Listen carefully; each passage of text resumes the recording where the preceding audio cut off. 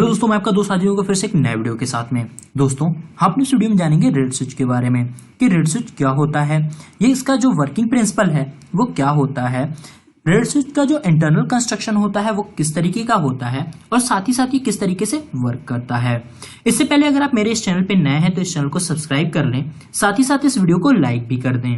इससे क्या है कि मुझे भी मोटिवेशन मिलती है और मैं आपके लिए नए नए वीडियो लाता रहता हूं। साथ ही साथ मैं आपको एक चीज ये भी बता दूं कि मैंने अपने ब्लॉग का भी लिंक दे रखा है, साथ ही साथ डिस्क्रिप्शन में भी दे रखा है। आपको अगर रेड स्विच से रिलेटेड थ्योरी के पार्ट्स चाहिए तो आप वहां पे जा सकते हो, जहां पे आपको और भी बहुत ढेर सारे थ्योरी के पार्ट्स मिल जाएंगे। तो सबसे पहले हम ये जान लेते हैं कि व्हाट इज रेड स्विच, यानी कि रेड स्विच क्या है। तो रेड स्विच जो है वो एक इलेक्ट्रोमैकेनिकल स्विच है जो कि with the help of magnetic field operate होता है, यानी कि जब यहां पे हम मैग्नेटिक फील्ड जो है वो अप्लाई करेंगे तो ये ऑपरेट होगा। तो जैसा कि आप यहां पे डिफरेंट टाइप के रेड स्विच देख रहे हैं, जिनका यूज इंडस्ट्री में हाइड्रोलिक सिलेंडर, न्यूमेटिक सिलेंडर अथवा रोबोटिक्स में किया जाता है।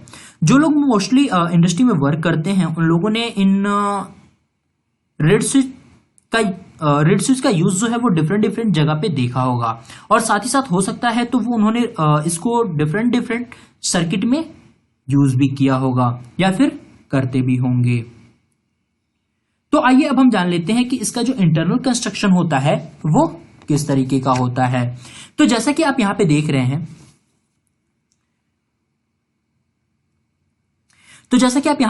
हैं, ये एक कैप्सूल टाइप का शेप या फिर स्ट्रक्चर है। ये जो है वो एक कैप्सूल टाइप का शेप या फिर स्ट्रक्चर है जिसके अंदर ये दोनों एलिमेंट जो है वो पैक है। इस कैप्सूल के अंदर एक इनर्ट गैस होती है। इस कैप्सूल के अंदर जो है वो एक इनर्ट गैस जो है वो फिल होती है। जब ये दोनों एलिमेंट एक दूसरे के कांटेक्ट में आते हैं तब एक हल्की सी स्पार्किंग होती है। तो इस स्पार्किंग से इसको सेफ रखने के लिए इस इनर्ट गैस का यूज किया जाता है। मैं आपको एक चीज ये भी बता दूं कि इसको हम मैग्नेट सेंसर भी बोलते हैं, यानी कि रेड स्विच को जो है कहीं कहीं पे मैग्नेट सेंसर भी बोला जाता है। तो जैसा कि आप यहां पे देख रहे हैं कि रेड स्विच के अंदर कुछ पार्ट्स यूज किए गए हैं। अब यहां पे जो ये एलिमेंट है, ये जो दोनों एलिमेंट है जो स्विच करता है वो फेरोमैग्नेटिक मटेरियल का बना होता है। अब ये फेरोमैग्नेटिक मटेरियल का ही क्यों बना होता है, क्योंकि फेरोमैग्नेटिक मटेरियल जो है वो काफी लचीला पदार्थ होता है और जब ये मैग्नेट के संपर्क में आता है तो ये एलिमेंट जो है वो डाउनवर्ड डायरेक्शन में मूव होता है और ये दोनों एक दूसरे के कांटेक्ट में आ जाते हैं, यानी कि इसके बीच का जो ये गैप है वो खत्म हो जाता है।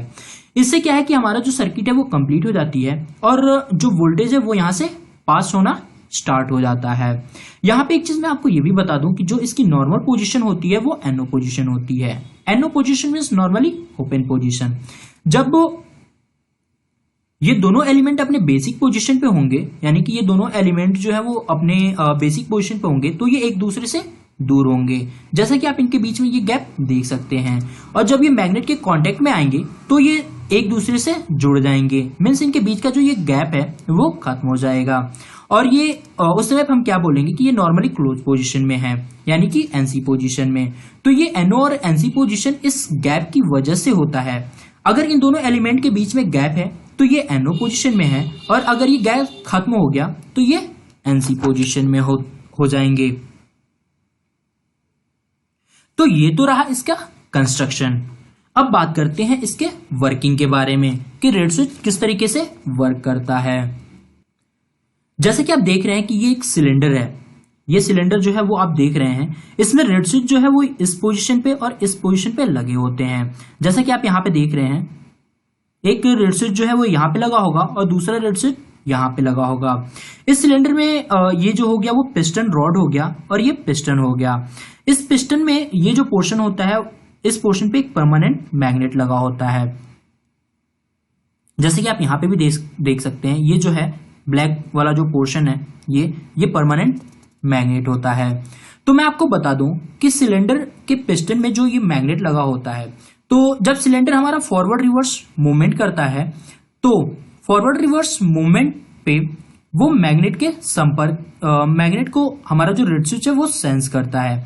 यानी कि जब हमारा जो ये पिस्टन है वो जब फॉरवर्ड रिवर्स मूवमेंट करेगा तो उस टाइम पे क्या होगा कि जब मैग्नेट जो है इसके कांटेक्ट में आएगा तो ये मैग्नेट इसको सेंस करेगा और उसके बाद स्विच करेगा या फिर बोल सकते हैं कि वर्क करेगा। जैसे कि आप यहाँ पे देख रहे हैं कि जब हमारा ये मैग्नेट जो है इसके संपर्क में आ रहा है तो ये जो दोनों एलिमेंट है वो एक दूसरे के कांटेक्ट में आ रहे हैं और जैसे ही हमारा ये मैग्नेट है इनसे दूर जा रहा है तो ये एक दूसरे से दूर चले जा रहे हैं, यानी इनके बीच में ये गैप हो जा रहा है, जैसा कि आप यहाँ पे देख रहे हैं। आइए एक वीडियो के थ्रू देख लेते हैं कि ये किस तरीके से वर्क करता है।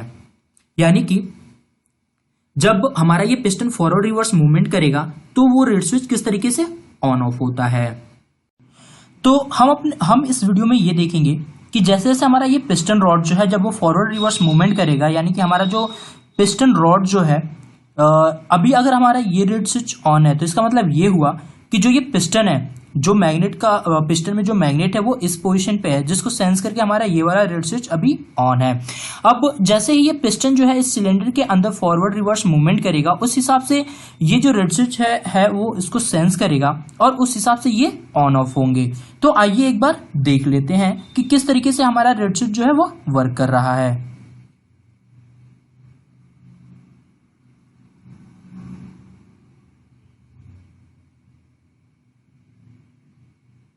तो हमने अपने इस वीडियो में जाना कि रेड स्विच क्या होता है, ये किस प्रिंसिपल पे वर्क करता है और इसका इंटरनल कंस्ट्रक्शन किस तरीके का होता है, साथ ही साथ ये किस तरीके से काम करता है। मिलते हैं आपसे नेक्स्ट वीडियो में, तब तक के लिए गुड बाय।